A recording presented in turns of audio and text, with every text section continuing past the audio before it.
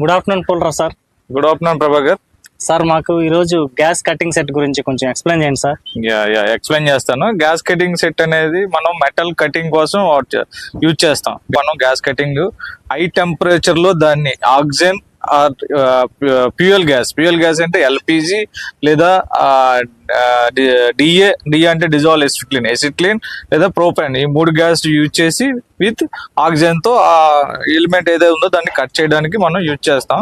So దీంట్లో ఏంటంటే high temperature దగ్గర మెటల్ ని కట్ చేస్తుంది. దానికి కావాల్సింది ఎల్పిజి ఆర్ ఎసిట్లిన్ లేకపోతే ప్రోపెన్. కాకపోతే నవేడేస్ ఏం చేస్తున్నారంటే అందరూ కూడా ఎల్పిజి యూజ్ చేస్తున్నారు. ఎల్పిజి ఏంటంటే ఎకనామికల్లీ లో కాస్ట్ లో వస్తుంది. అది అయితే ఎక్కువ కాస్ట్ ఉంటుంది కాబట్టి అందరూ ఆల్ కన్స్ట్రక్షన్ సైట్ లేదా ఫాబ్రికేషన్ యార్డ్లో ఏం చేస్తున్నారంటే ఎల్పిజి యూజ్ చేస్తున్నారు. ఎల్పిజి యూజ్ చేయడంలో కూడా ఏం చేయాలంటే ఎల్పిజి కూడా కమర్షియల్ సిలిండర్ యూజ్ చేయాలి. కమర్షియల్ సిలిండర్ అంటే ఇట్స్ 19.19 kgs వస్తుంది. సో డొమెస్టిక్ సిలిండర్ యూజ్ చేయకూడదు, కమర్షియల్ సిలిండర్ యూజ్ చేయాలి. సో నెక్స్ట్ ఈ సెట్కి వస్తే తీసుకోవాల్సిన సేఫ్టీ ప్రికాషన్స్ ఏంటి దాని గురించి మనం డిస్కస్ చేసుకుందాం. ఫస్ట్ ఆక్సిజన్ గురించి, ఈ గ్యాస్ కటింగ్ సెట్ లో ఉండే పార్ట్స్ గురించి తెలుసుకుందాం. ఫస్ట్ దాంట్లో ఉండేది oxygen cylinder and LPG cylinder and hose pipes and regulators and flashback arrester and cylinder trolley and torch light and spark light. ఇది ఉండే ఐటమ్స్. సో దీంట్లో ఏంటంటే ఇప్పుడు కూడా ఆక్సిజన్ సిలిండర్లో కానీ సిలిండర్ హ్యాండిల్ చేసేటప్పుడు ఏం చేయాలంటే ప్రతి దానికి కంపల్సరీ ట్రాలీ యూజ్ చేయాలి. ట్రాలీలోనే సిలిండర్ పెట్టాలి. ఎక్కడ కూడా సిలిండర్ కూడా ఎప్పుడు కూడా అప్ రైట్ పొజిషన్ లో వెర్టికల్ గా ఉండాలి. ఎప్పుడు కూడా కింద ఫ్లోర్ మీద గ్రౌండ్ మీద హారిజాంటల్ గా పెట్టకూడదు, వెర్టికల్ గా ఉండాలి. ఆల్వేస్ ప్రాపర్ గా టైట్ చేసి ఉండాలి, లాక్ చేసి ఉండాలి. సో దీంట్లో వర్క్ చేసేటప్పుడు మెయిన్ హజార్డ్స్ ఏంటంటే fire and explosion plus burnings. వీటిని పట్టుకోవటం వల్ల బర్నింగ్స్, అలాగే కంట్లోకి స్పార్క్ పడటం వల్ల ఐ ఇంజరీస్, ఈ విధమైన గ్యాస్ లీకేజ్, వెనక్కి ప్లాస్ వచ్చి బ్యాక్ అవ్వటం వల్ల ఈ విధమైన ప్రమాదాలు ఉంటాయి. దీన్ని కంట్రోల్ చేయడానికి ఫస్ట్ యూజ్ చేయవలసింది ఫ్లాష్ బ్యాక్ అరెస్టర్. మొత్తం 4 numbers కావాలి. Cylinder side 2 numbers and torch side 2 numbers.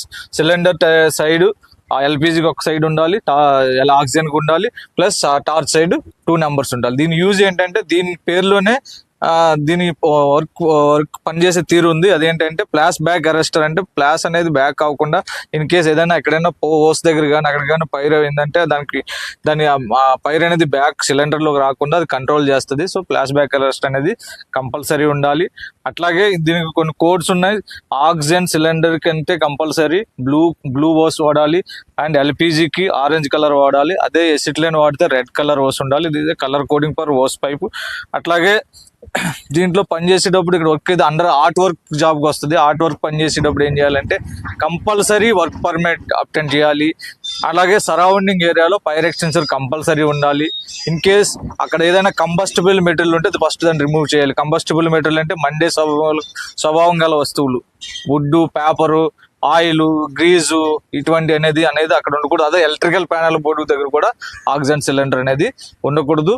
అట్లాగే సిలిండర్లు కూడా స్టోరేజ్ చేసేటప్పుడు దానికి ఒక రూల్ ప్రకారంగా చేయాలి. ప్రతి సిలిండర్ కూడా వెంటిలేటెడ్ ఏరియాలో ఓపెన్ షెడ్ వేసి దాంట్లో పెట్టాలి. సన్లైట్ కి ఎక్స్పోజ్ అవ్వకూడదు. ప్లస్ చుట్టుపక్కల ఏ విధమైన స్పార్క్స్ కానీ ఫ్లేమబుల్ ఐటమ్స్ ఏమి ఉండకూడదు.